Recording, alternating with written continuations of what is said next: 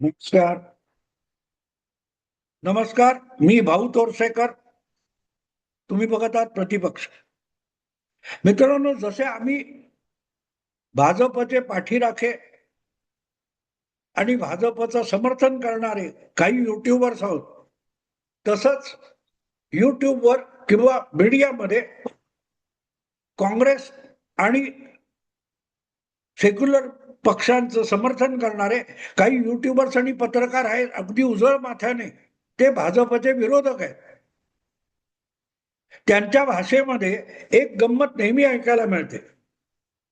काँग्रेसचं कुठेही नुकसान झालं आणि ते राहुल गांधींच्या चुकांमुळे किंवा मूर्खपणामुळे झालं, तरी ती मंडळी जी काँग्रेसची दरबारी इकोसिस्टीम मधली पत्रकार किंवा चिकित्सक मंडळी आहेत, ती त्याचं सगळं खापर हे कधीही राहुल गांधीवर फुटू देत नाहीत. उलट राहुल गांधींचा बचाव करताना असे पत्रकार आणि युट्यूबर्स आहेत, ते हट्टाने एक शब्द वापरतात, स्लीपर सेल.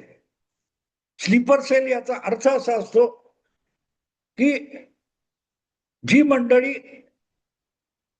तुमच्या गोटात असतात पण तुमचं नुकसान करायला टपलेले असतात. हेर खात्यामध्ये, गुप्तचर विभागामध्ये किंवा गोपनीय कारवायांमध्ये जे लोक शत्रूच्या गोटात पाठवलेले असतात त्यांना स्लीपर सेल म्हणतात. म्हणजे उदाहरणार्थ आपण अलीकडल्या काळात खूपदा ऐकलं की पाकिस्तानमध्ये भारताच्या विरोधामध्ये घातपाती कार्यवाह्या करणारे जे अनेक जण आहेत, त्या अनेकांचा तिथे परस्पर काटा काढला जातो. अचानक कुठेतरी मोटरसायकलवरून किंवा गाडीत बसलेले 2-4 लोक येतात आणि धडा धडा धडा गोळीबार करतात. त्या व्यक्तीला गोळ्या घालून ठार मारतात आणि बघता बघता समोरून निघून जातात. हे लोक भारतातून मुद्दाम पाठवले तसं बिलकुल नाही.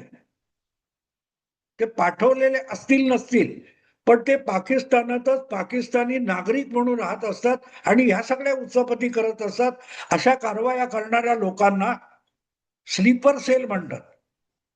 आपल्याकडे सुद्धा जे अनेक घातपाती प्रयोग होतात, पाकिस्तानच्या वतीने असेल, ते घातपात करणारे लोक आपल्याकडचेच असतात, अस्सल भारतीय असतात, पण ते भारतीय हितांना बाधा आणणारं काम करतात. आपल्या शेजारी राहत असतात, आपल्या सरकारी कार्यालयात असतात, आपल्या सेनेमध्ये सुद्धा असतात. आता तुम्हाला माहिती आहे, ते पहलगामला गेल्या वर्षी जी घटना घडली होती, तिथे जे पाकिस्तानातून आलेले अतिरेकी होते, त्यांना तिथे आश्रय देऊन त्यांच्यासाठी सगळ्या सुविधा उपलब्ध करून भारतामध्ये घातपात करून पळून जाण्यासाठी मदत करणारे हे भारतीय नागरिकच होते, काश्मीर मधले कुठचे असतील ते. हे मी एवढ्यासाठी सांगतोय की त्याला स्लीपर सेल म्हणतात. ते तुमच्याकडे असतात, तुमच्या आसपास वावरत असतात, पण तुमच्या मनात त्यांच्याविषयी शंका सुद्धा येत नाही. पण हे अधिक सोपं करून सांगायचं असेल तर तुमच्यापैकी ज्यांनी धुरंधर सिनेमाचा दुसरा भाग बघितलेला आहे, त्याच्यामध्ये अखेरच्या क्षणी तो हमजा अली मझारी म्हणजे ओरिजिनली भारतातून पाठवला गेलेला गुप्तचर जसकिरत याला सुरक्षित भारतामध्ये पाठवण्यासाठी एका राखीव जागी जे विमान उभं असतं त्या विमानतळापर्यंत धावपट्टीपर्यंत पोहोचवणारा जो माणूस आहे, त्याचं नाव जमील जमाली. हा जमील जमाली हा पाकिस्तानात घट्ट त्या सार्वजनिक जीवनात, उद्योगामध्ये, राजकारणामध्ये पाय रोवून उभा राहिलेला माणूस असतो. त्याच्यावर कोणी संशय सुद्धा घेत नाही. पाकिस्तानचे बडे बडे राजकारणी, गुंड, गुन्हेगार, प्रशासकीय, हेर खात्याचे लोक यांच्याशी त्या जमील जमालीचा संबंध असतो. पण ज्या वेळेला धुरंधरचा दुसरा भाग संपतो आणि त्या जसकिरत उर्फ हमजा अली मझारीला भारताकडे जाणाऱ्या स्पेशल विमानापर्यंत आणून सोडलं जातं, तेव्हा सोडणारा कोण असतो? तो जमील जमाली असतो. याचा अर्थ सरळ आहे की जमील जमाली हे पात्र धुरंधर मध्ये आपल्याला दाखवले, तो ऍक्च्युअली भारताचा पाकिस्तानातला स्लीपर सेल असा त्या कथानकाचा आशय किंवा अर्थ आहे.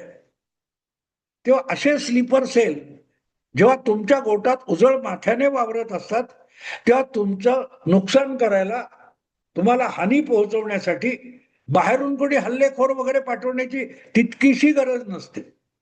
आणि पाठवायचाच असेल तर त्यासाठी अशा स्लीपर सेलचा बहुमोलाचा फायदा होत असतो. ते तुमचा विश्वास संपादन करतात आणि तुमचं आत राहून तुम्हाला पोखरून टाकतात. त्याला जमील जमाली म्हणतात. म्हणून मी ते शीर्षकात जे म्हटलंय की इंडिया आघाडीमधले जमील जमाली कोण, तर ते ओळखता आले पाहिजेत आणि त्यांचा बंदोबस्त करता आला पाहिजे. तर तुम्ही आपल्याकडून होणाऱ्या चुका किंवा आपलं होणारं नुकसान यापासून स्वतःला सुरक्षित करू शकता.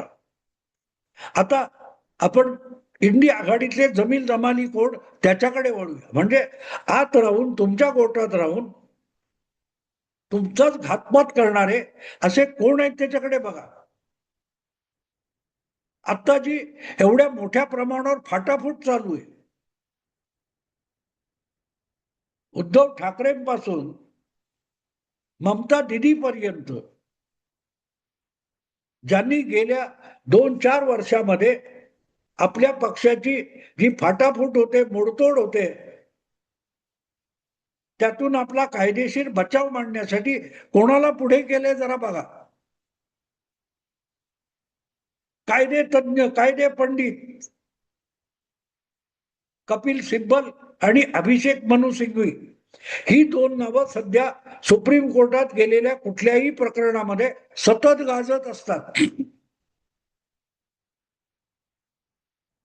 बिहार विधानसभा निवडणुकीच्या वेळेला SIR सुरू झाला, तेव्हापासून बंगालमधल्या निवडणुकीचं मतदान सुरू होईपर्यंत जे SIR प्रकरण निवडणूक आयोग आणि सुप्रीम कोर्टामध्ये गाजत होतं,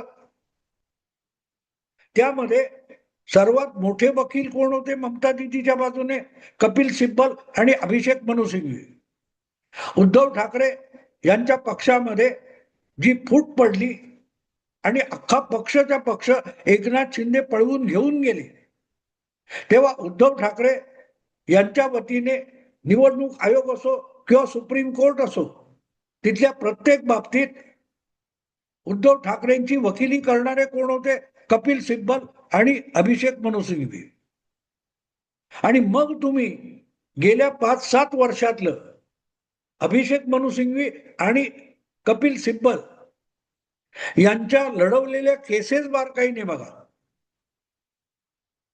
भाजप विरोधातल्या प्रत्येक केसमध्ये, मग ती ममता दीदी बंगालची केस असो, महाराष्ट्राची असो, कर्नाटकातली असो किंवा आणखीन कुठलीही असो, त्यामधले 2 प्रमुख वकील कोण आपल्याला दिसतात?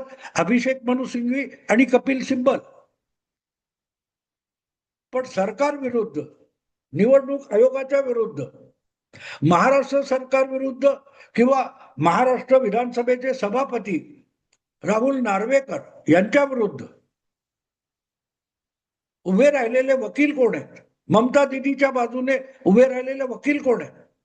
लहान सहान कुठलीही केस असो, तुमचा दिल्लीचा माजी मुख्यमंत्री केजरीवाल, त्याच्या विरुद्ध भारत सरकार विरुद्ध उभा राहिलेला वकील कोण आहे? केजरीवालचे वकील सुद्धा हेच असावेत. आणि प्रत्येक ठिकाणी तुम्हाला असं दिसेल की ते अत्यंत हिरिरीने आपल्याला भारत सरकार विरुद्ध, मोदी भाजप यांच्या विरुद्ध लढताना दिसतील, टोकाचे युक्तिवाद करताना दिसतील, पण शेवटी ते केस हरतात. अजब आहे की नाही? एवढे मोठे जायंट वकील, दिग्गज कायदे पंडित, सिनियर ऍडव्होकेट, पण प्रत्येक केस ते अलगद हरतात. आता देखील तुम्ही बंगालच्या SIRचा विषय घेतला तर शेवटी जवळजवळ 27 लाख मतदारांना त्यांची नावं मतदार यादीतून बाहेर असताना कपिल सिब्बल वाचवू शकले नाहीत. आणि ममता दीदीचा आक्षेप आहे की ते 27 लाख माझेच मतदार होते, तर त्यांना वंचित ठेवण्यासाठी कपिल सिब्बल यांची चाल यशस्वी ठरली, हे विसरू नका.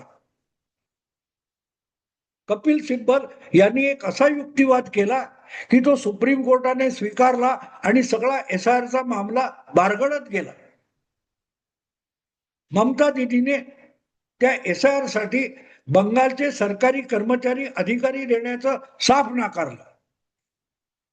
मग सुप्रीम कोर्टाने त्यावर केंद्राचे अधिकारी किंवा केंद्रीय कर्मचारी त्या SIRचं काम करतील अशी भूमिका घेतली.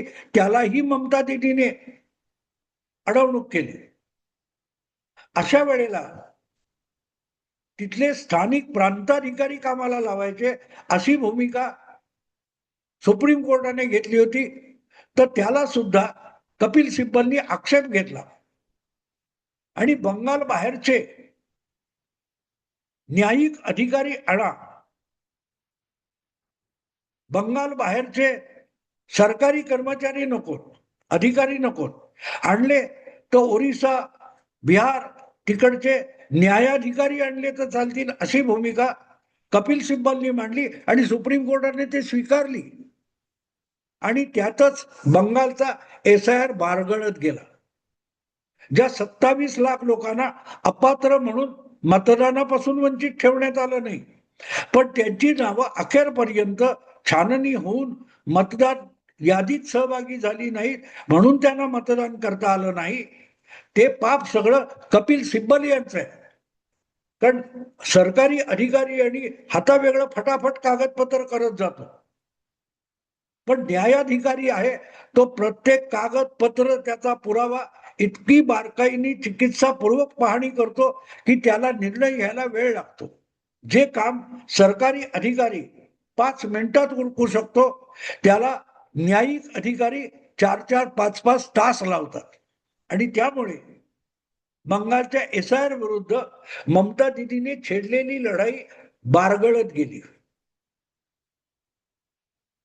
कपिल सिब्बल यांचा एक होता की बंगाल बाहेरचे न्यायिक अधिकारी चालतील, न्यायाधिकारी चालतील, आणि ते आल्यामुळे SIR चा वेळ लांबत गेला आणि ह्या मतदारांना वंचित राहावं लागलं. प्रस्ताव सुप्रीम कोर्टाचा नव्हता, कपिल सिब्बलचा होता. म्हणजे ममता दीदीची वकिली करताना ममता दीदीचाच दावा हा बारगळून टाकण्याचं महान काम कपिल सिब्बल यांनी केलं. याला मी जमील जमाली म्हणतो, याला मी जमील जमाली म्हणतो. वकिली करायची ममताची, पण नुकसान पण ममताचंच होईल या प्रकारे डाव खेळायचे. आणि म्हणून मी हे एक तुम्हाला स्पेसिफिक उदाहरण दिलं.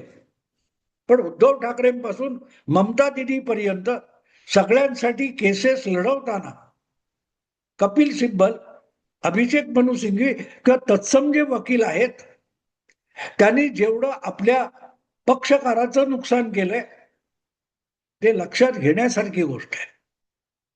आणि कोणासमोर केलंय हे सगळं लक्षात घ्या. तुमच्या अजितदादा असोत किंवा एकनाथ शिंदे असोत, यांची केस मुकुल रोहटगी आणि हरीश साळवे अशा दिग्गजांनी सुप्रीम कोर्टात लढवली, निवडणूक आयोगात लढवली आणि त्यांची बाजू प्रत्येक युक्तिवादात यशस्वी ठरली. अशा दिग्गज आणि कुशाग्र बुद्धीच्या वकिलांसमोर कपिल सिब्बल आणि अभिषेक मनू सिंघवी यांचा पाड लागू शकत नाही. पण ते ठाण मांडून बसलेत. इंडी आघाडीतल्या लहान मोठ्या कुठल्याही पक्षाचा कुठलाही खेळ खंडोबा खटला असेल तर त्यामधले वकील ठरलेले आहेत आणि ते वकीलच जर त्यांचं नुकसान करत असतील तर मग त्यांना जमील जमाली नाही तर दुसरं काय म्हणणार. आता सुद्धा मला खात्री आहे ममता दीदीची केस ऐन फाटाफुटीपर्यंत आली असताना कपिल सिब्बल गायब आहेत. बिचारा तो अभिषेक बॅनर्जी कुठच्याही हातातोंडाला येईल त्या मिळेल त्या वकिलाला हाताशी घेऊन सुप्रीम कोर्टाचा सुट्टीचा काळ आहे तर सुट्टीतल्या न्यायमूर्ती समोर सुद्धा योग्य रीतीने काही करू शकत नाहीये, कारण कपिल सिब्बल आणि सुट्टीवर परदेशी गेलेले आहेत. ज्या वेळेला तुमची सगळ्यात मोठी गरज आहे त्यावेळेला तुम्ही गायब आहात. तुम्ही चुकीचे सल्ले देता, चुकीचे युक्तिवाद करतात. आणि म्हणून मी सांगितलं की तरुण आपले गोगोई नावाचे जे सरन्यायाधीश झाले, त्यानंतर गेल्या 4-5 वर्षामध्ये अशी कुठची केस आहे की कपिल सिब्बल यांनी तावातावाने लढवली आणि ते जिंकले. तुम्हाला असं आढळून येईल की अभिषेक मनु सिंघवी असोत किंवा कपिल सिब्बल असोत, यांनी गेल्या 4-5 वर्षामध्ये ज्या ज्या केस लढवल्या त्या सगळ्याच भाजप विरुद्ध, मोदी सरकार विरुद्धच्या आहेत. पण त्यातली जवळजवळ कुठलीही केस, अपवाद म्हणून सुद्धा कुठलीही महत्वाची केस या दोन्ही वकिलांना जिंकता आलेली नाही.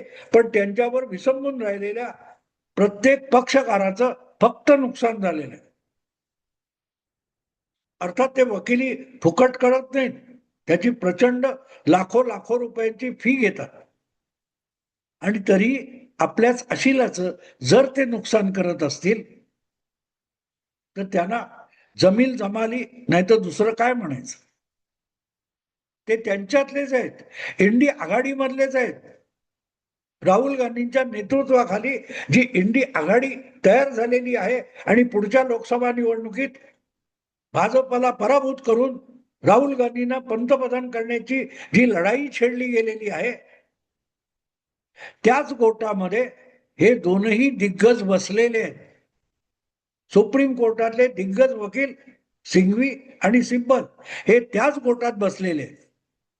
पण प्रत्येक कायदेशीर लढाईमध्ये हे दोघेही इंडी आघाडीच्या काँग्रेस पासून सगळ्या पक्षांना तोंड घशी पाडण्यापलीकडे अधिक काहीही करू शकलेले नाहीत कायदेशीर लढाईमध्ये. आणि म्हणून मी त्यांना जमील जमाली म्हणतो.